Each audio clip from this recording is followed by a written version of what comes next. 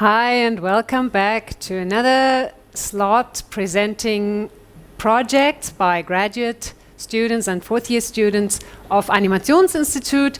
Now we get more technical. We have two highly visual effects driven projects and one augmented reality project. Those of you watching on YouTube or in the Zoom room, you can use the chat function to ask questions to our presenters who are either here present with me in the studio or connected online with us.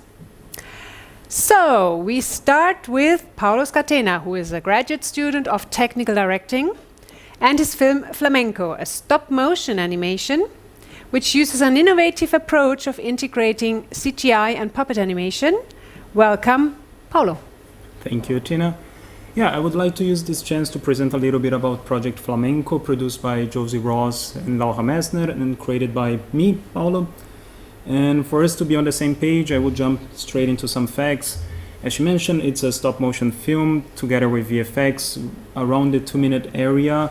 Current status is finishing compositing, and the plot revolves around the classic struggle to conquer fire. And it's gonna be weird because I am. And for me to give a little bit of that taste, I would start with a very quick teaser of the film.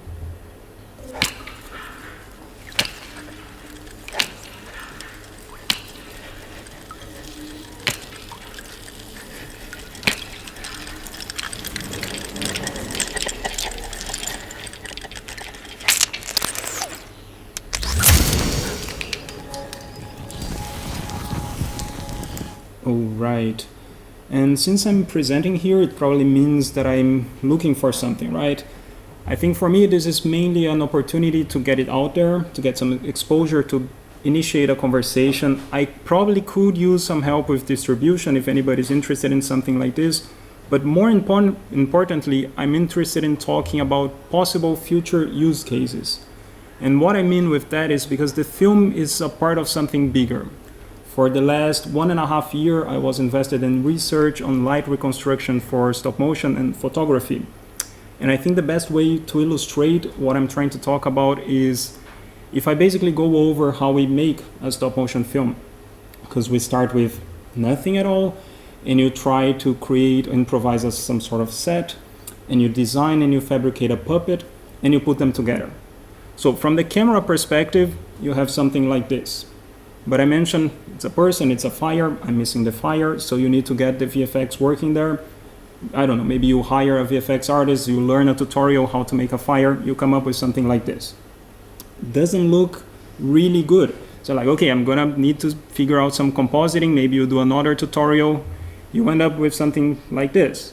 It's just not horrible, but as soon as you start flipping the fire, you see that it's not gonna work. So what I suggest instead is that your first step is to start with something like this. And if I flip back and forth, you can see the asset is already a lot more integrated. If I do a side-by-side comparison, particularly when you see the fire moving, you see a lot of nuance in the way that the environment and the character respond to that. So let's see a little bit in animation. And I find that quite interesting as a starting point for compositing. Before you try to hack your way, you start with something like this. So what's the secret to that? In my case, it was this guy. This is a little robotic arm that I used modified with a LED light and put it together in the set. So what the camera will see is something like this. And then you might say, okay, it doesn't look like a fire, it looks more like a UFO kind of thing, right? But I'm not interested in capturing final image in the camera. Instead, I'm interested in capturing a film of this light moving, which would behave like this.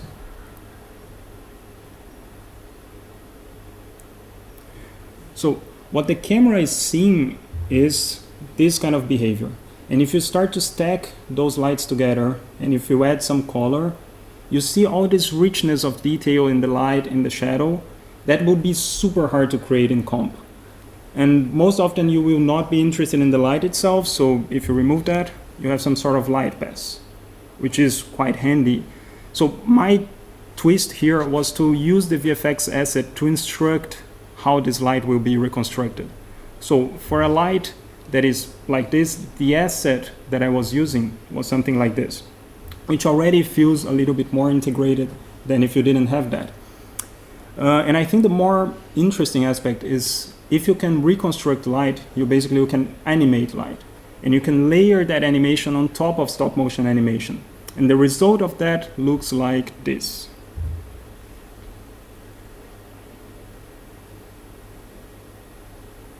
Which of course, in this case, it's a little bit extreme, but that is to illustrate the basic foundation on which the project was built upon. And that is the body of the iceberg, basically. The research is basically that. So for me to wrap up, I think I would like to show some bits of how it was used in the film. So I'm going to show a little bit of how it was implemented. And again, this is before compositing. It's mainly the raw light passes with the raw asset.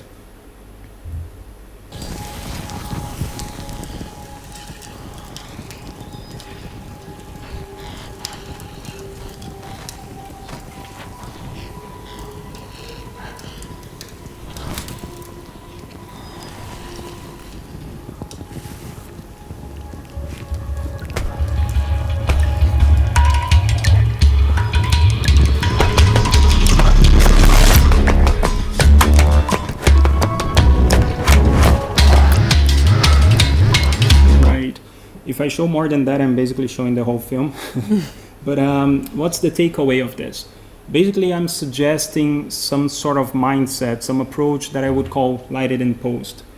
You don't care so much for grabbing the final image, but instead you are interested in grabbing as much information as you can to do a kind of reconstruction later.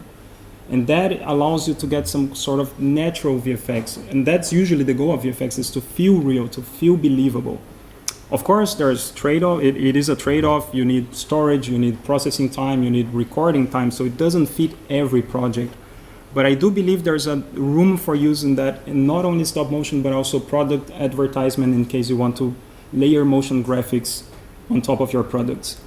So I would be interested in having a conversation and interested in hearing your questions if you have any, and I do believe that Tina is more qualified to mediate this part. Thank you very much, Paulo. I can't see any questions from the audience yet, but I have one. Where did you start when you wanted to develop this? Did you start with the idea, oh, I want to tell a story with about a person and the fire, or did you start with the interest in the technical solution, and then you created a use case? How was that? It was initially sparked by the effect of light animation mainly. I started playing with light painting, basically just like long exposures in which you're moving a light source. And then I saw that it generates some very interesting results on Puppet. And I was like, what if we can manage to control that? What if we can make it part of a pipeline, some kind of a VFX tool that reconstructs lights? So that was the kickstart of the idea, and then the project, like the philosophical construction of a film, came afterwards. Mm-hmm. So all the puppet animators out there, you should have watched carefully and ask Paulo for solutions to your problems. But I think there's a question coming in now.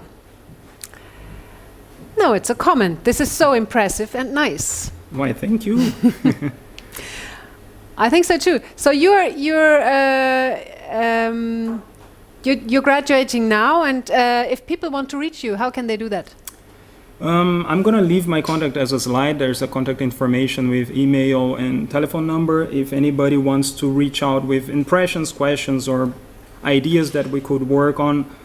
And I believe on the SCREEN.TIME program, there's also some information. And for those available to download some data, a little bit of those making of should be available if you want to see it in more detail, or if you cannot, just contact me and we can share some information. Thank you. So those who have joined in the Zoom room, you can use the Nextcloud link and access the additional information. Thanks very much, Paulo. Thank you. So good luck with your diploma also. Thanks. Our next project presentation by three key members of the project. I welcome here in the studio Sebastian Selg, the director, and again Jiayan Chen, the producer, And we will be joined in a minute by Ramon Schauer, the technical director and co-director of the project called Neoshin, which is set in an apocalyptic future world and an alternative reality which is threatened by a new virus called Neoshin. So it's a very up-to-date setting. Welcome, Sebastian and Jiayan. Hello. Please start. Hi, my name is Jiayan Chen. I'm the producer of the project. Today I'm here with our two directors, Sebastian and Ramon, and we are present you the diploma project Neoshin. Here you can see our core team. There are still another two core team members, Hula, our animation supervisor, and also the main mocap actress, and also Holman Schneider, or our screenwriter, and he is also one of the Neoshin band members. They are not here today, but Neoshin is a series of 3D animated music videos which tells the story of Ayuku in a dystopian future setting. The music of each episode is from the band Neoshin, which will also appear as a side character in the story. The band Neoshin exists in today's reality and will perform the live in the style of futuristic Neoshin cosmos. Currently, we are producing the first episode and running at about 3.5 minutes. It is a very exciting project for all of us because we can use different new technologies and like a performance capture and a LED wall virtual production. Yeah. So maybe Sebastian can tell us more about the details of the project. Hi. So I want to introduce you a bit to the cosmos, or the basic idea. 2073, humankind invented some kind of technology which allows people to get frozen, and while they're frozen, their bodies no longer age. Also, while they're frozen, they get to experience some kind of virtual reality world where you have different things to do and shops and stuff to participate in. All states have been privatized, large mega corporations are ruling the earth, and our story starts then when the new CR virus, cryonic reality virus, Neoshin, shatters Ayuko's world. Here we have some of the concepts, how the band is going to look like. On the left side you see the first draft of our guitars, and they are actually being built and are ready to rock. On the right side, you see our elaborated mask designs for our two band characters, me and Roman, which will feature some kind of LED display underneath the masks to add messages and motion graphics to the face while performing. Here's another video of the design process. It's basically a technique which allows you to do a 3D print of your mask and then make a very flexible little plastic sheet. This then gets spray painted, and we have something like this. And in addition to this, we have some 3D printing going on for the audio jacks on the face. And this is the current state of the masks at the moment. So as you can see, we're pretty close to the concept art, and really very happy to get this along. Here's another work in progress picture of our LED display construction. It's a pretty elaborate design that took about a year to come up with, but finally we're able to map graphics and even text to the face to make it readable. What is performance capture? Therefore, we made a little making of our mocap shoot, and I'm going to show you this right now.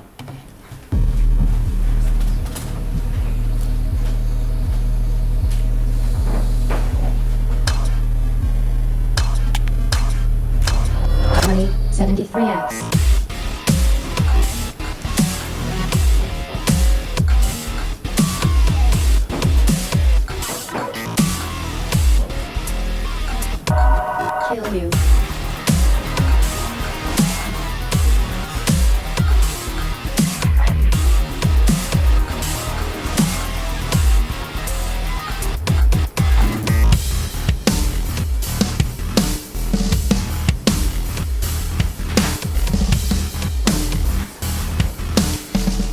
Relax and just let me tear your brains out.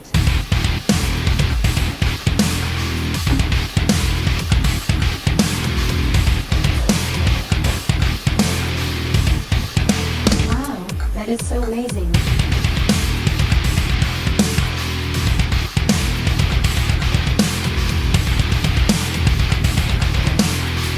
You should flip it on social media. They're gonna love this shit, I swear.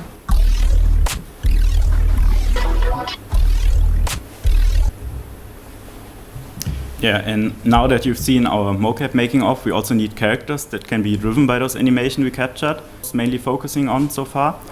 So in addition to the band, we have our main character Ayuko, and she's a digital double of a real person. So we scanned the person, Delia is her name, and we did quite elaborate setups. We scanned face shapes. We did a total of 65 scans.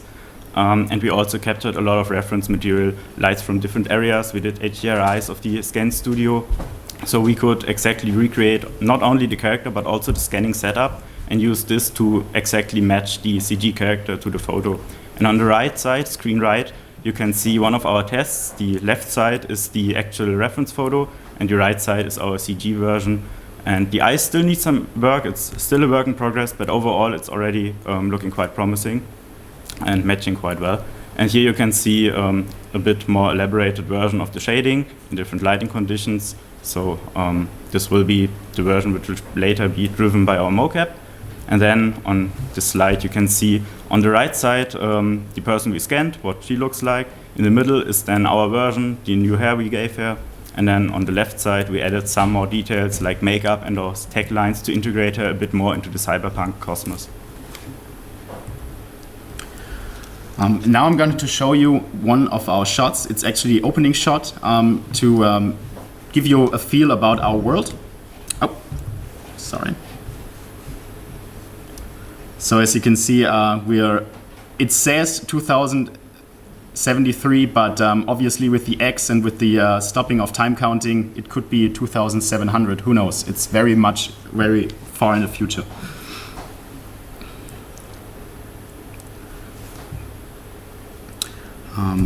Here I have some other concepts. This is already like an 80% done shot from our edit, and we focused on bringing the evil mega corporation that rules all the cryonic reality technology to have some kind of round tower to really separate the shape from all the other buildings in the city. So it's the only round shape is the evil tower. Here's another angle, and right down low into the city down there you get the slums where the regular people are living, and they are always like illuminated by this big tower with the propaganda slurps and all the stuff the corporation is inflicting on the other people. Here's another concept about our station.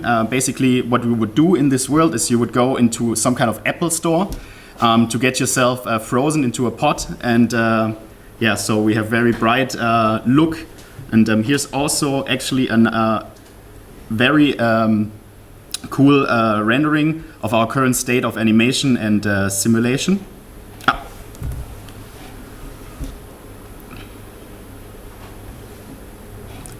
So there's obviously a lot more stuff to do to make it really fit, but that's how it looks at the moment.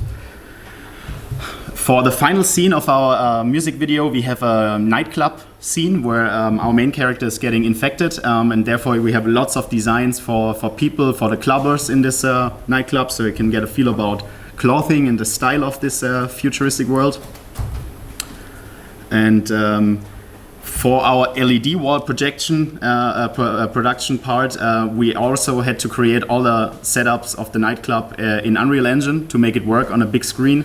And here you can see all the motion graphics and stuff that's being projected next to the stage in the nightclub, and everything is like really synced to the music. So we're aiming for a very immersive experience in the nightclub. Yeah, here is a small part of our production tracking system.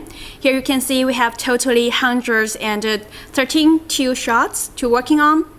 And the deadline will be in 233 days, which means at the end of March. So we still have a long journey ahead of us. And that's all for our presentation. And there is our emails. If you want to talk more with us about the project, please don't hesitate to write us. Yes, thank you. Thank you very much, Sebastian, Jiayan, and Ramon. It's absolutely impressive what we can see here. The world looks stunning, and this is also what I can read in the comments. One of our viewers said, "That is so amazing, congratulations to that. Killer, future is now." There's also a question, with all the digital characters, do you sometimes lose the orientation in the project, who is real and who is virtual? Maybe Ramon can answer to that. Yeah, I can do. No, we are not, since all the human characters we have in there are purely virtual. So the only real actors we're filming are the band, and the band have those masks in front of them. So all characters are virtual, and then we just try to match it as close as possible to the reference. So no, we are not losing track. The technical director is in control of Hopefully. the technical assets. I'm glad to hear that. Did I understand that correctly? It's your band, right? Yeah, exactly. So, so you were doing music before you made those films. So, what is for you as the filmmaker and the musician? What is the connection between the music and the images or the film for you? So, funny thing, about 5 years ago, I stepped into filmmaking with no knowing about anything, and we had this band already, like an earlier version of this band, and someday we were like, okay, the music video we want to shoot costs 8,000 euros, but a camera that's pretty cool costs 3,000, so why the heck, let's do it ourselves. And that's how I stumbled into all the music production and the video production. And so it was always mainly Roman doing all the songwriting and coming up with the style, and me then visually transcribing it into a video. And you continued that now in this project in Filmakademie. Exactly. I'm very happy that Animationsinstitut gave us the opportunity to continue the personal band project in this case now. And yeah, with a big team, it's very cool to make stuff that I wouldn't ever imagine doing alone in my room with my computer and yeah, being by myself. Like back in the days. Coming to a huge project, another question is how can you manage such a huge amount of shots? I think this is both a technical and a producing question. Yeah, we just do it.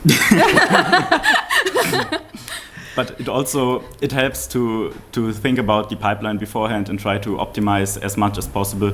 We have, I think, 130 shots around that. But the way we are producing it is actually producing larger segments and then cutting it down later. So it helps to have fewer shots to actually work on, which are longer, and then do the rest in the edit. And how much time did you spend on creating the digital face? It's hard to say. It's an ongoing progress since we started the project. I think we did our scanning last November, if I'm right. Something. And then since then, we are always refining, especially on the rigging side. It's a lot of work. But we are also doing other things at the side, so it's hard to tell how much time exactly went into it. Mm-hmm. I have one more question, which is also a technical question. I heard that you thought about a setup with a big LED wall as a backdrop. What is that about? Are you still using this? So from the musician side of things, I figure animating, like really interacting with drums and playing the guitars in the right way is pretty difficult. So we did a motion capture for the band that will be featured in most of the wide shots, but every time we cut closer to the band performance, we're gonna film ourselves in front of this LED wall. And the idea behind this, not having like just a real projection, like a 360-degree video, but also tracking the camera, so the frame of the camera is always matching the parallax. And this is used to make a pretty cool looking video that we don't see much in music video at the moment. So yeah. From the artistic side, that would be my answer. I really want to hear and thank the R&D department and the production department in Animationsinstitut to give us the opportunity to use the LED wall to test the new technologies. Yeah. One last question. Since when have you guys worked on this project? How long have you been working on it? I think my first concept sketches started about December 2018. Yeah. We were already working in a project together at Filmakademie, and then you get to hang out with a beer in the evening, talk about a different project, and then everything starts to fall into places.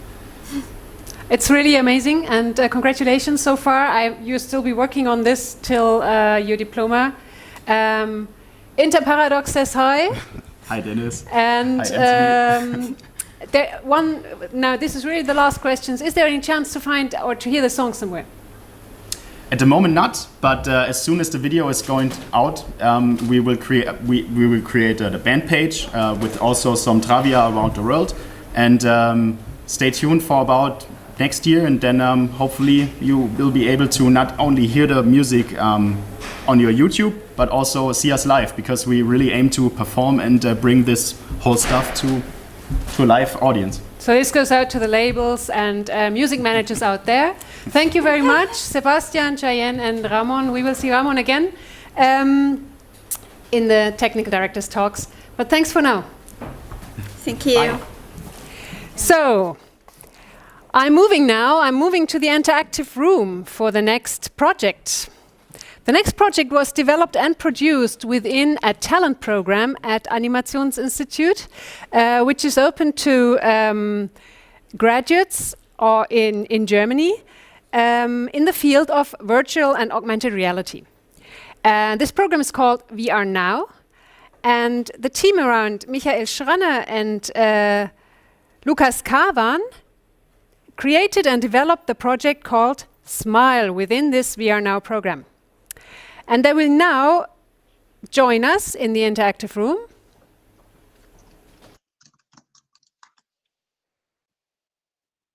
Hello, Michael and Lukas. Can you hear me? Hi. Yes. Ah, Hi. Hello. Can you hear us? It's working. It's working. Hello. I just said you developed this project S.M.I.L.E within the VR Now project scope in which you took part at Animationsinstitut. So tell us a little bit more about your project. What is it about? Yes. Thanks a lot for being here. So as you said, my name is Michael. This is Lukas. And to start with, we brought a short trailer, which is around 1 minute, to introduce our project. Hi, my name is Michael. I'm part of the S.M.I.L.E team. I'm the creative producer. I'm one of the 6 people working on this project. I'm Andrew. I'm responsible for software development. The special thing about our project is that we are combining the analog world of a book with the digital world of augmented reality. We're really giving the smartphone another attribute to children and their parents. I would say the biggest difficulty is designing the interactions so that the children don't only look at the smartphone. The support of VR Now is really intense, but also really good because we get a lot of mentoring sessions. I also get to use the equipment here, and of course our mentors give us very interesting inputs. If you want to know more about our project, follow us. Visit us at the VR Experience Day, November 6th at the Animationsinstitut.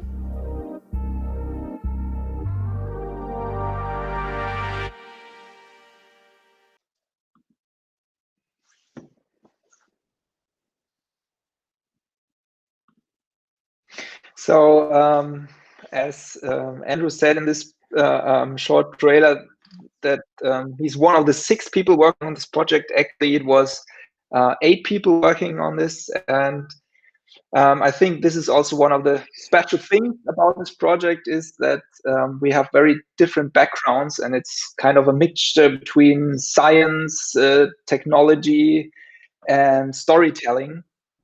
And and in this talk, we just want to share with you the main insights and the main challenges we had in this project. And next to me, there is also a sound designer, Mark, software developer, Andrew, and we also had a scientific advisory, Sibylle, who wrote a master thesis about this topic. Daniel Bar is actually the main guy at the beginning of this project because it was his idea. All this came out. But what's this project actually about? So S.M.I.L.E is an augmented reality children's book, and it combines a printed version with an app, and you can really awake images to life. And the idea or the story of this book is that you travel with Lisa, which stands next to the machine here. And the machine is called S.M.I.L.E. This is German. It says sensational machine. Or I say it in German because it doesn't work in English that good. It's sensationelle Maschine, Ideen und Lachen zu erzeugen. So this means it's a sensational machine to evoke ideas and laughter. And she's traveling through the universe to find her father, and you can help her to find him. But she needs to travel to different planets, and this is one example of such a planet. This planet is called Consuma, and it's all about consumption. And as you can see, the inhabitants of this planet do have a big garbage problem. For example, on the left side, there is coffee, a guy who drinks coffee from disposable cups all the time, and you can show him how to use a reusable cup. And there are also a lot of other stages you can dive into. And yeah, and we will explain some of these stages to you later on, because the question is, what challenges did you have to master? And this is the part I would like to hand over to Lukas. Yes, so for us, actually, the main challenge, or our main motivation, was how to use AR in a meaningful way. So there are a couple of books on the markets, I think, for 10 years now. But what they most of the time, what they do is they just like add a new AR element, but it doesn't do anything. It's just there, and it just should, look nice. And we wanted to think about how to use AR to really change the storytelling. So you only can understand the story with the help of AR. And so we tried to look at, what are the meaningful interactions? How can you use it for your story? Our other challenge, and you can see it in this picture, is the skeptical parents. So of course, thinking about children that are 5, 6, or 7-year-old and giving them, handing them their smartphone, a lot of parents just think, no, I just wait until they're, 18 or something. No, but we had another approach. We think that when you use the smartphone as a tool, and you just use it to as a not as an entertainment machine that shows you, Amazon videos 24/7, but you can use it to understand the story. That might, help to cope with this thing that is so attracting to children. So this was our challenge, and actually it really worked out pretty fine, because children really didn't see the smartphone as this magnet of where they just wanted to see and consume media. They just used it as anything else in the next to our book. And the other problem that also Andre was talking about already is the limitation of AR for us, so that the children shouldn't look at the smartphone all the time, because you have a big poster on the ground or on the table, and it shouldn't be that they just use the smartphone all the time. So we had the idea to give you also an analog interaction with a poster, which we did with some drawings. So you could draw something on the poster, and this actually was again the app saw that you drew something, and then it just appeared all over the poster through your smartphone. So you had like an analog digital interaction there too. And our fourth problem, and we didn't think about it at the beginning, was, well, smartphones are getting bigger and bigger and bigger, and the children's hands are still staying small. So children really had a hard time to hold the smartphone. So we need to adapt our app a little bit, so they could use it in a vertical and a horizontal way. And you also see in the picture down right that we just add like an interface, so they could also tap on the screen, so it's easier to hold it. And what we also learned while testing is that like exception handling is everything. I think we had like something like 40 or 50 animations, like and possible interactions on our poster that you could interact with a smartphone with. And it was, it's really hard to give the children the right amount of information how they should, walk through the poster, so it's still meaningful and fun. And on the other hand, give them enough freedom so they can, try and explore and do stuff that they love. Yeah, but we not only we managed to to make children laugh and make them fun, also a lot of parents, even the very skeptical ones, were very happy with our experience. So yeah, those are our main points. Yeah, and I think we definitely need to give credit to those who made this possible, because in it we realized that it was not about the project and about augmented reality stuff. It was all about us and about our mindset, because in the beginning we thought, okay, we are doing an AR children's book with the MFG and the Filmakademie or Animationsinstitut, but actually we started a journey together with exceptional people who really lifted us to another level of design thinking and really using different methods like sprints, which have been new to us at the beginning of this project, and which was one of the key elements for us to get to such a finely crafted product in the end. And so big thanks to all of you at the Animationsinstitut and MFG. Was a great time, and I definitively recommend this project to this program to others. And yeah, what's next for us? Actually, out of this, we got a cooperation, or we're close to a cooperation with a publisher who wants to publish the book with us. Unfortunately, Corona made a break to this, and it's on ice now, but we think next year it will be published and you can buy it in a store. Moreover, we founded a new company, Lukas and me, and it's called Lumium. And with this company, we want to explore the borders between reality and virtual reality and augmented reality. And we are working on another project now, which is called the School of Empathy. And we want to give people the opportunity to experience some kind of psychological experiments which help them to get more connected and to be more empathetic with others. And actually, we are starting right now with this big project, and we are looking for different people, from software developer to Scrum Master. So we are hiring, and if there is someone interested in working with us, just write us an email or go to our website, lumium.de. And yeah, if you have any questions or comments, we are happy to hear about them. Thanks a lot. Thank you, Lukas and Michael. What an inspiring project. And I really understand the skeptical parents, being a mother myself.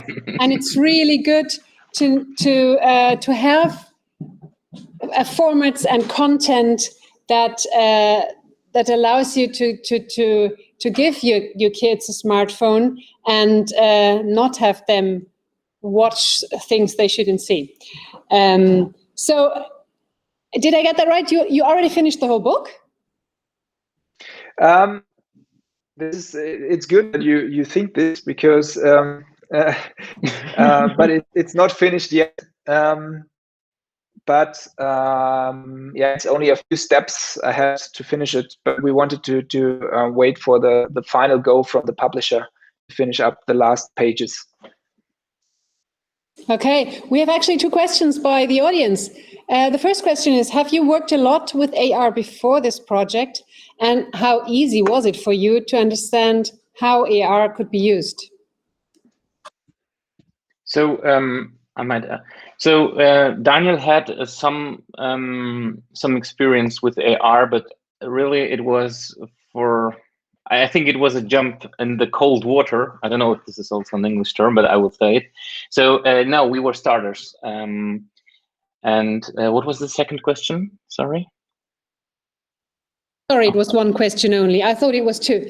This was the question: how, if you have worked in AR before, especially as you have talked about the limitations of using AR for children, did you make other experiences before this project with working with children and augmented reality? No, actually not. So we also saw what was already there, and we were so disappointed because we're also like small children, big children, and we want to see this cool technology working in a cool way. And when you go to the bookstore, you only see like those it's not boring, but it's not you see that it's not the full capacity of the possibilities of AR is used. And this was so disappointing. So this was our drive and our motivation to do something with it and to use it in a cool way. So it really makes sense, and it's not just a gimmick. Yeah. So that was our starting point. Okay, thank you. Another question. One of our viewers asks, since it is not a book but a larger paper, it seems a bit hard to get the storyline. How do the children get the storyline through the app? Is there an audio that instructs users? Yes, so we have audio. So actually, we thought audio might be at the beginning. We thought it might be just adding something new, but actually, this is the guide. So our main character is guiding us through the story on the poster. But what you see is that, and this is the interesting part about this project, was how to guide the children without giving them too much of a forcing them too much into do it in one way. So you have like in a computer game, you have a lot of possibilities to start and to end the story. You have like 4 main tasks and 30 tasks you just can even play around with. So this is a balance that we were trying to find. So yeah, but we did it actually through audio, and also we do have like some parts of the poster are open only after you mastered some of the tasks. Okay, thank you. Another question is, have you always been interested in creating a project for children, or have you also thought about concepts for families or for adults?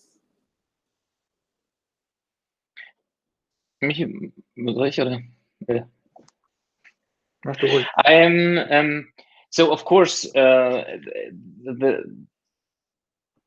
for us, it at the beginning, it's we wanted to work with children because I think with children it's the fun. You don't need to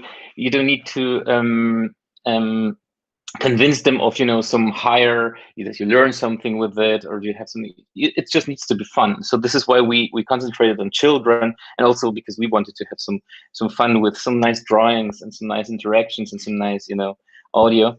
And yeah, but we haven't thought about using it with adults yet. I think we might consider it for our future ideas. But our next idea actually is to focus on more on older children, like something about 10, 11, 12, and where we wanted to tackle like some of the problems that they get when they get their first smartphone. So because we think that this might be a nice idea to, when you're 10, you're getting a smartphone, you're getting your WhatsApp installed, and then you have maybe a group with your friends, and then things, they don't know how to behave in a WhatsApp group, and this is something we wanted to tackle with our next project. Good idea. Sorry, good idea. So in this book, the age range, you talked about children of 5 to 7 years. Is that the age range for the book? Yes. Yes. One last question, I think, or maybe not the last, but another question. What is the scientific input of the book? You mentioned someone writing a master thesis. Can you elaborate a little bit on that?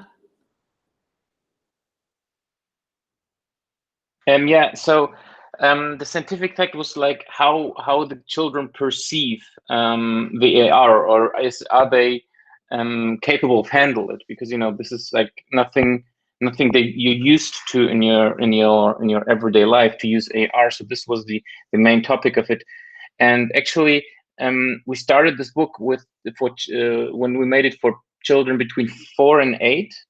And actually, we learned that 4-year-olds are not yet able to, understand the concept in the whole. So this is why we shifted to 5. And actually, also 8-year-olds, they can use it, but it starts to get boring. Not boring, but it's not that interesting for them. So we also made the margin there smaller.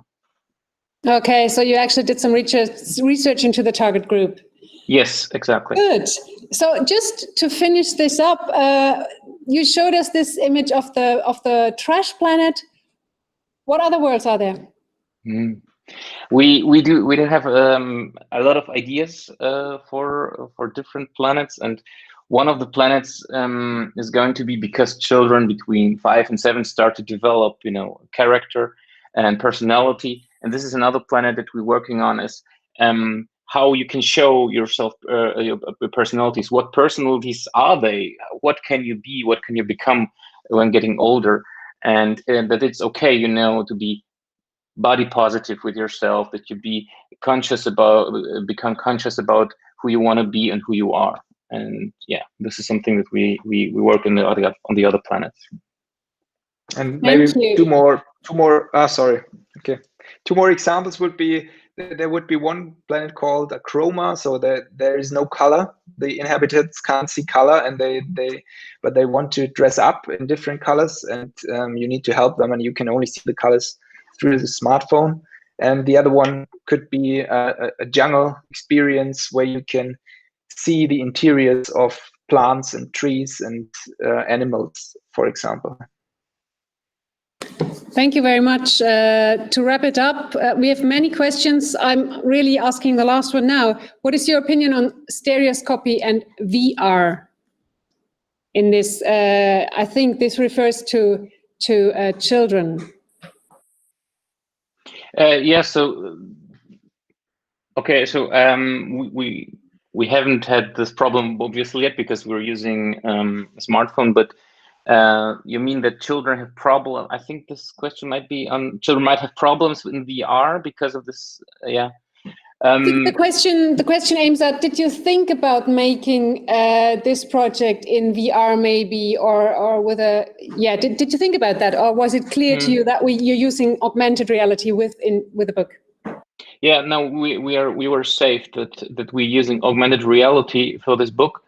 And my personal opinion for VR and children in stereoscopy is, of course, you have the problem that children, the eyes are not that far apart, and but the other thing is that children really have a big problem with differentiating between the real world and a simulated world. Even a movie might be very real to them and feel very real to them. They don't have this straight boundary. So I think VR is not a right and a good medium for children. I think it just starts with 13, 14, where it can start with VR, because it might get very, very intense for children, and I think this is might be a slippery slope. So yeah.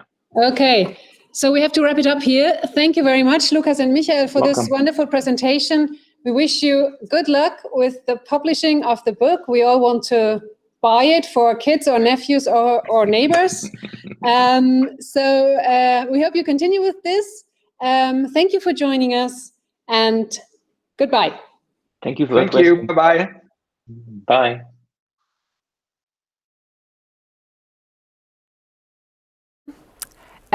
Screen Time International at 2:00 with the technical directors talks. Students from the field of technical directing at Animationsinstitut from the 4th year will talk about their research and their projects at 2:00. So join us again here. Thank you. And thank you for all the questions you've asked. It was a pleasure.